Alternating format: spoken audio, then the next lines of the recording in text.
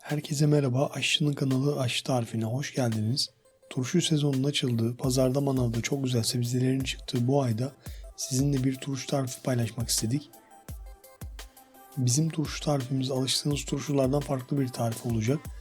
5-6 günde olgunlaşacak ve kaynar suyla hazırlayacağımız farklı bir turşu tarifi olacak. Ve biz turşumuzu bahçemizden topladığımız kendi ürünlerimiz ile hazırlayacağız. Şimdi önce sizi bu güzel dalından toplama görüntüleriyle baş başa bırakıyorum.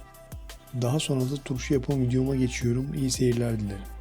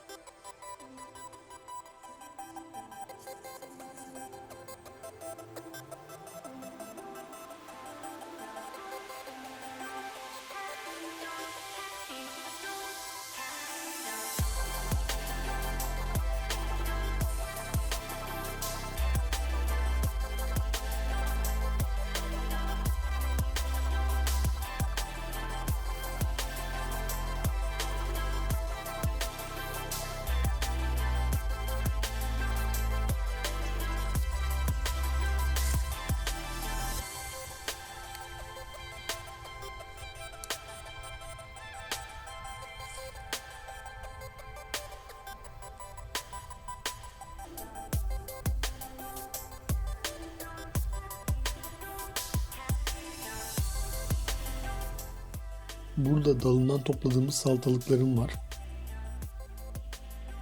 Burada da domateslerim var. Görmüş olduğunuz gibi.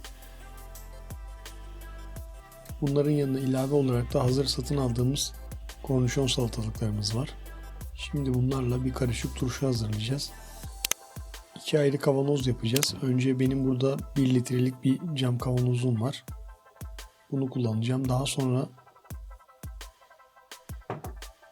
bir de 2,5 litrelik cam kavanozum var.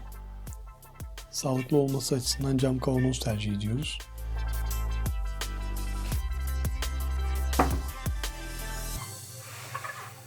Önce 1 litrelik kavanozuma sadece kornişon turşu yapmakla işe başlayacağım. Salatalıklarımın baş ve dip kısımlarını çok az kesiyorum. Böyle görmüş olduğunuz gibi. İçi tamamen dolana kadar içine diziyorum. Mümkün olduğu kadar doldurmaya çalışıyorum kavanozumun içini.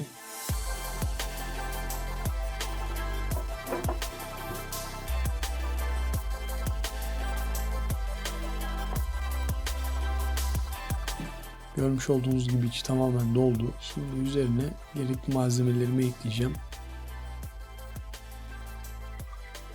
Şimdi üzerine turşuluk salamura tuzu kullanıyorum. 1 litrelik kavanoz için 1 dolu yemek kaşığı ilave ediyorum üzerine.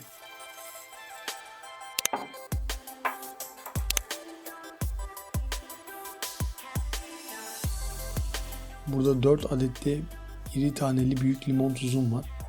Bunları da ilave ediyorum. Üzerine 2 çay kaşığı toz şeker ilave ediyorum.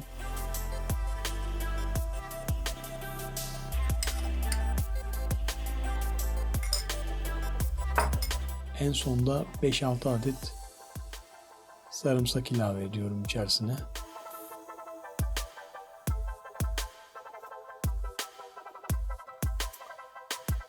Şimdi sıvı malzemeleri ekleyeceğim. Önce yarım bardak sirkem var, ilave ediyorum. Ben burada elma sirkesi kullandım. Üzerine en son olabildiği kadar sıcak kaynar su ilave ediyorum. Ve kapağını kapatıp malzemenin her yerine dağılması ve erimesi için sallayarak alt üst yapıyorum. Daha sonra ters çevirerek kavanozumu kenara alıyorum. Şimdi sıra büyük kavanozumu doldurmaya geldi. Bunun içinde bahçemizden topladığımız ürünlerle başlayacağım. Önce bu büyük iri malzemelerimi doğruyorum. İri bir şekilde. Salatalıklarımı böldüm. Kavanozumun içine atıyorum.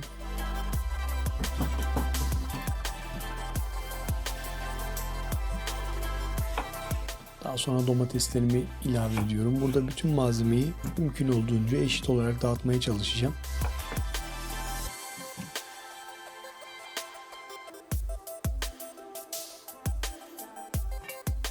Ve bu şekilde kavanozum dolana kadar tüm malzemeleri içerisine ilave edeceğim.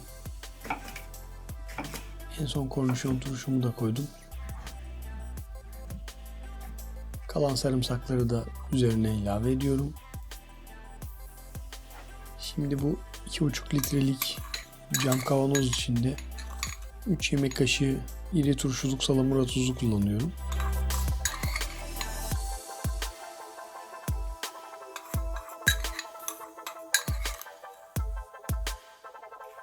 Elimde yine 6-7 adet iri taneli limon tuzu var. Onları da ilave ediyorum.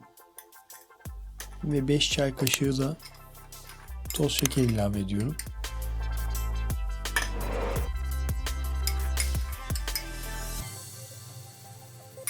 Üzerine 1 çay bardağı sirke ilave ediyorum. Ve alabildiği kadar kaynar su ilave ediyorum en üstüne. Sebzelerin üzerine geçecek kadar burada kaynar suyu doldurdum. Ve kapağını kapatıyorum. Kapağını kapattıktan sonra malzemenin erimesi ve karışması için böyle bir alt üst yapıyorum, sallıyorum. Daha sonra ters çevirip kenara alıyorum ve kavanozlarımı mümkünse ışık olmayan seri ve kuru bir yerde saklıyorum. Turşularımı kuralı tam 7 gün oldu. Gördüğünüz gibi mükemmel görünüyorlar.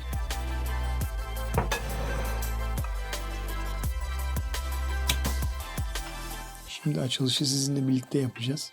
İnanılmaz güzel ve çıtır çıtır, hiçbir şekilde erime yapmadı. Tadı da efsane. Şöyle birkaç adet tabağıma alıyorum.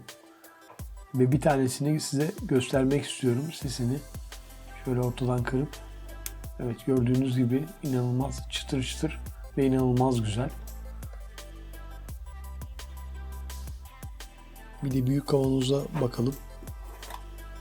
Bunda da görmüş olduğunuz gibi gayet güzel oldular. Bu yöntemle sadece bir haftada hem çok hızlı hem de çok pratik, asla erimeyen güzel turşular yapabilirsiniz.